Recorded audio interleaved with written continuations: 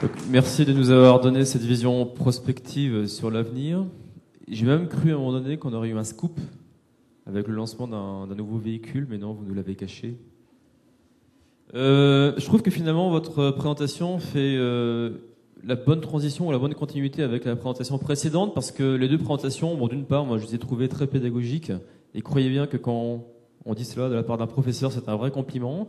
Et d'autre part, vous nous avez bien donné la vision globale qui permet de comprendre les enjeux, et puis derrière les solutions que vous allez retenir pour atteindre les performances que vous désirez.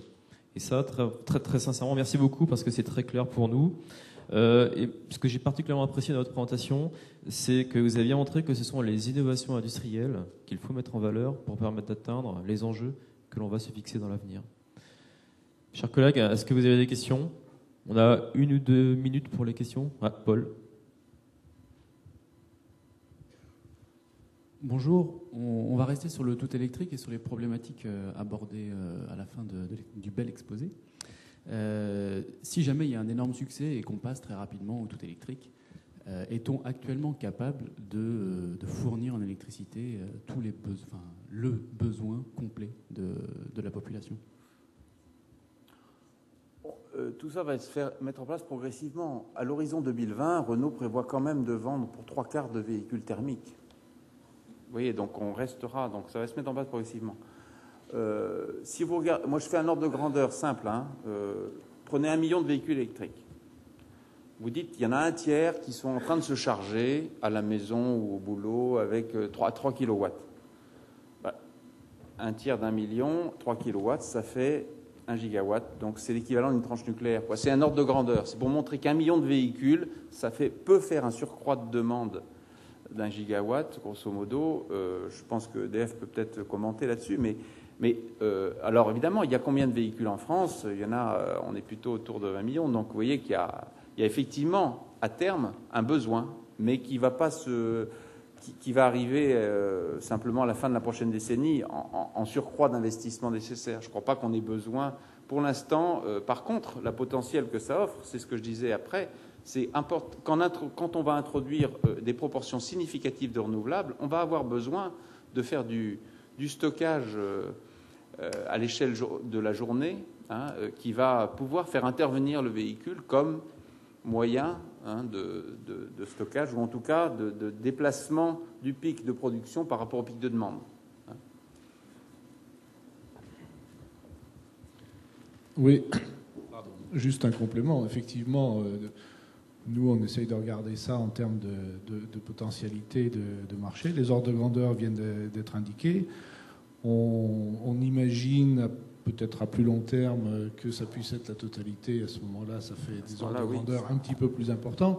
Mais ce qui est important de voir, c'est que, enfin, ce qui a été dit, c'est que l'échelle de temps, elle est quand même longue.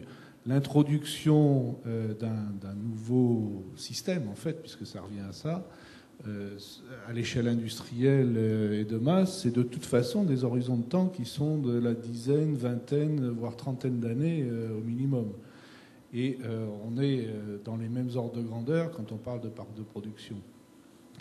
Petit commentaire que je ferai en complément, c'est que nous, ça nous renforce d'une certaine façon dans notre stratégie globale où on mise largement sur le nucléaire, parce que vous l'avez vu, en termes d'enjeux sur le CO2, c'est évidemment très dépendant de la façon dont on produit l'électricité. C'est la solution, entre guillemets, mais dont l'efficacité est très fonction de la source énergétique qu'on utilise pour produire l'électricité. Donc ça nous renforce dans notre stratégie. Un petit commentaire, si je puis me permettre, pour revenir sur l'histoire de l'électricité produite par du charbon, qui serait le cas de la Chine. Il faut quand même voir que c'est quand même beaucoup mieux de brûler du charbon dans une centrale, de faire de l'électricité, de la mettre dans la voiture, que de faire ce qu'on appelle du carbone to liquid, là, du CTL. Le CTL, c'est la catastrophe environnementale garantie. C'est 300 grammes de CO2 au kilomètre garanti. Donc, il vaut mieux encore brûler du charbon et faire de l'électricité que d'essayer de faire du carburant liquide à partir du charbon. D'autres questions?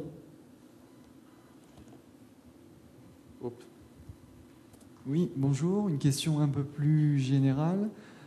Certes, le véhicule électrique constitue une bonne réponse aux enjeux énergétiques futurs, mais ne pensez-vous pas qu'il faudrait également modifier nos habitudes de transport individuel ?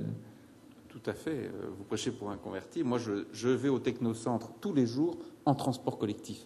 Donc, je suis convaincu de ce que vous dites, bien sûr. Avec ma responsabilité, je me dois de toute façon d'être quelque part assez sensibilisé au problème CO2 et donc de montrer l'exemple. Merci Monsieur Perrin. Il y a encore plusieurs questions qui voudront soulever. Sauf que ce que je vous propose, c'est que les collègues en question vous posent les questions parce que vous restez déjeuner avec nous finalement. Donc ce sera l'occasion d'avoir des échanges complémentaires.